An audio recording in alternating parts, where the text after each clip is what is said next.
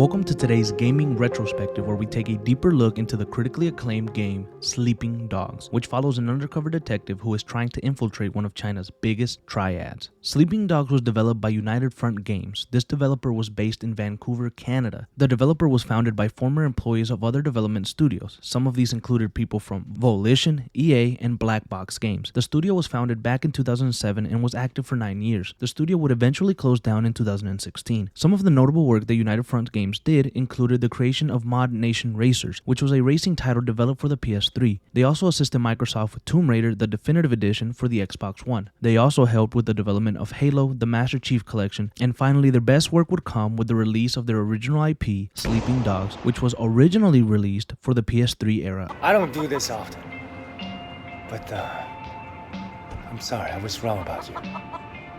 You show your true colors tonight, brother. Sleeping Dogs was released for the PlayStation 3, Xbox 360, and the Windows PC on August 14, 2012 in North America, August 16, 2012 in Australia, and August 17, 2012 in Europe. 2 years later, in October 10, 2014, a definitive edition of Sleeping Dogs would be released. This would be an enhanced version for the PlayStation 4, Xbox One, and the Windows PC. However, Sleeping Dogs almost didn't make it to release, as the game was originally going to be published by Activision Games, and they pitched the idea of this game being an addition to the true crime series of the early 2000s. United Front Games agreed and titled the project True Crime Hong Kong. The team went into early development in 2008 and announced it to the world in 2009, but by early 2011 Activision decided to cancel True Crime Hong Kong, as they felt it wasn't strong enough to rival other games in the same genre, particularly Rockstar's Grand Theft Auto and Red Dead Redemption series. However, the executive producer of the game believed it stood apart from the competition, and that the game was basically completed from start to finish in terms of content. Later in August of 2011, Square Enix would purchase the publishing rights to United Front's Hong Kong undercover game, but they would not purchase the name True Crime. Thus, the name was renamed to Sleeping Dogs.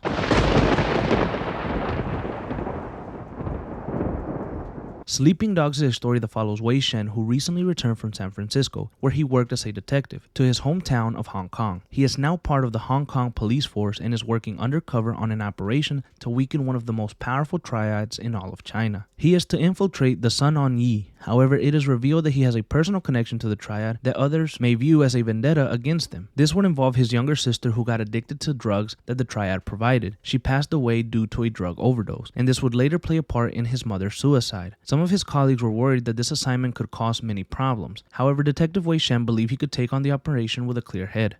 He would soon join the triad after running into a childhood friend, Jackie Ma, who is involved in the gang. He begins to rise up the ranks rather quickly and gains the trust of Winston Chu, the leader of the crew assigned to the night market. Shen and Winston develop a good relationship. Sadly, Winston is killed in an attack by a rival gang led by Dog Eyes. This was a big deal, as Uncle Po was severely injured during the attack. Uncle Po was the head of the Sun On Yee Triad. After this attack, a temporary head is named to lead the Sun On Yee, and Wei Shen takes Winston's place as leader within the gang. Later, Uncle Po would die in the hospital, and a new head of the Sun On Yee needs to be named. The two candidates are Broken Nose Yang and Big Smile Lee. Wei Shen decides to side with Broken Nose, as he believes she's the better of the two evils. However, Big Smile is angry and tries to win the votes through fear, as he sends out attacks to smaller branches of the Sun On Yee, and he kills Jackie Ma, Wei's childhood friend. After this, Wei Shen hunts down Lee and finally kills him. The Sun On Yee have been massively weakened. Broken Nose takes the throne as the new head of the Triad organization, and Detective Wei Shen returns to the Hong Kong police force. This is a massively quick review of the story. Many more details play out as you progress through the story, and many secrets are uncovered as well. The story of Sleeping Dogs is a truly powerful one. Please play it for yourself, because this story synopsis does not do it justice. Shen, finally. Where the hell have you been? Look, Do you have any idea what's going on? What happened at the warehouse? Raymond, do you ever actually read my reports? Your reports? All I have to do is read the goddamn newspapers. They're calling it a massacre. If it ever came out that the police were involved, we're dead. It won't. Well, you can't know that. You at least could have turned Siwa over to us. It would have helped our case. That would have put the entire operation at risk. What does Penju say? You know, he's not your handle, Wei. I am. Well, then fucking handle it, Raymond. Well, how'd you think this was gonna go down? Huh? Whatever it takes, you remember that? You wanted results, and you can't get them sitting behind a desk, nose in a rulebook, with a stick up your ass. With Sleeping Dogs being over 10 years old, you would think that its gameplay has taken a hit or feels sluggish and outdated, but that was not the case at all. The approach that Sleeping Dogs takes is one of fighting and mixed martial arts. Because of this, the gameplay feels new and fresh, especially for someone who is used to gunfighting taking precedence over fist fighting in video games. I expected regular gunplay and fighting in Sleeping Dogs, more in line with something like GTA, with the bulk of combat being gun focused. But what I experienced was the complete opposite. The combat incorporated many types of fighting, many combos, grappling, and even stuffing takedowns like a UFC caliber champion fighter, which was extremely satisfying. It's sophisticated enough to make you feel like Wing Chun legend Yip Man, Donnie Yen, but also easy enough that anyone can learn the controls. A negative that I did find with the controls was that the countering was very difficult. Many times I felt that my combos would break because the counter button wasn't responding correctly. It caused me to also take a bunch of damage that was unnecessary. I also wasn't a huge fan of the lock-on system because I would accidentally press it and Wei would just stand there until he got hit. I'm not sure if this was my fault due to my timing or the controls were just a little outdated in some ways.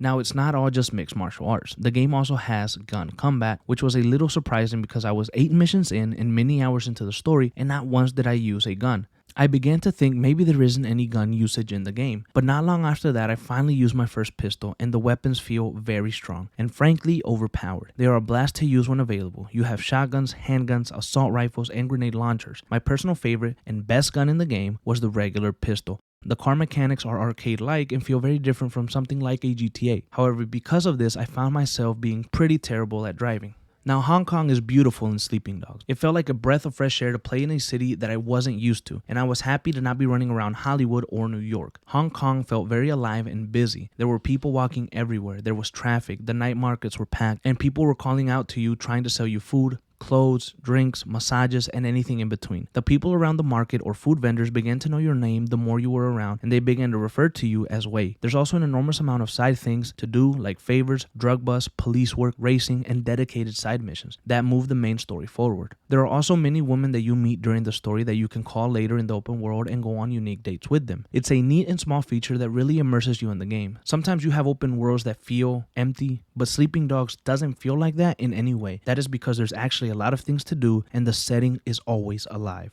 The customization in Sleeping Dogs is standard. You can change clothes, shoes, add necklaces, bracelet, watches, hats, suits, sunglasses, and many different pre-made outfits that are considered legends or premium. Some of these outfits pay homage to Chinese culture and even Western culture. There's a lot of variety in making Wei Shen look the way you picture him. Many of the clothes feel like the year 2013, but the variety of clothes is so vast that you can create a look closer to current times. Although you are rich in clothes, the same cannot be said for hairstyles, beards, or tattoos. However, Wei Shen already has a pretty cool set of tattoos. However, it feels like a game with this much customization could have incorporated just a couple different hairstyles just to keep it in line with the other customizations in the game. The game was received very well overall, and the love for the game has only grown since its release. On Metacritic, it sits on an 80 out of 100 for the PC and an 83 out of 100 for the PS3. Lastly, it received an 80 out of 100 with the Xbox 360. The bulk of its praise came via its combat. A lot of critics branded it intuitive, and it compared favorably with games like the Arkham series and GTA. Many also praised how well Hong Kong looked in the game and how real it felt. The way the game switched between English and Cantonese was also a major talking point, as it was done almost seamlessly. The game would go on to be nominated for Action Game of the Year and Outstanding Achievement in Storytelling. In terms of sale, the game did well, but didn't meet the expectations that Square Enix had set out. However, those in charge believe that they may have set their expectations a little too high, and believe that the game would be a great new series going forward.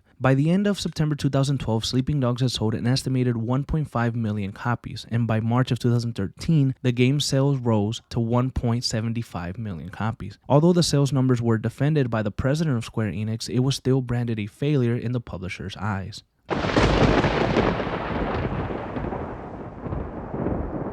The definitive edition of Sleeping Dogs features 2 story-driven DLCs that you can play, neither of which have much implication on the events that follow the main story of the game, but it adds more things to do and more crimes to investigate. The first DLC is titled Nightmare in North Point, and it begins with Wei Shen and his date. They have just finished watching a horror film and they are making their way down the night market when a ghost or demon appears and he takes Wei's date. Shen then begins to fight demons of the underworld to save her. This story is a lot more out there and leaves the realism alone for a little bit, and focuses more on Chinese folklore, so it gives you an insight into some of the history of China and some of their beliefs. It's a big change of pace, but quite enjoyable for a single playthrough in my opinion. The second DLC you have is Year of the Snake, and this would be the final DLC that Square Enix would release for Sleeping Dogs. And it puts Wei Shen on the hunt for some sort of cult leader that is recruiting many to cleanse the residents of Hong Kong. The story is set after the events of the main game. Once again, it is fun, enjoyable, and adds a taser and arrest feature for Wei Shen, which is also an improvement on the gameplay.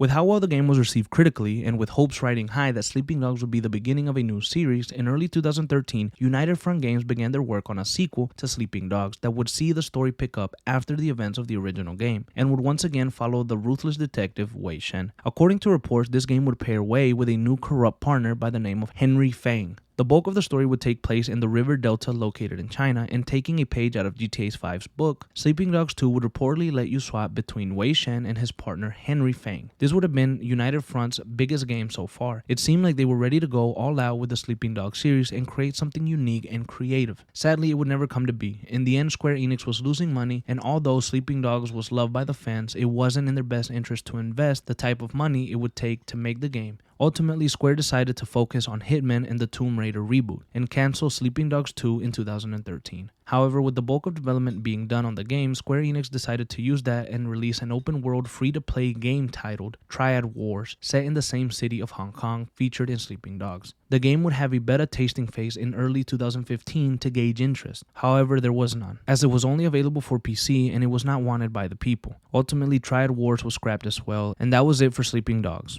And even their developer, as you know, United went defunct in 2016.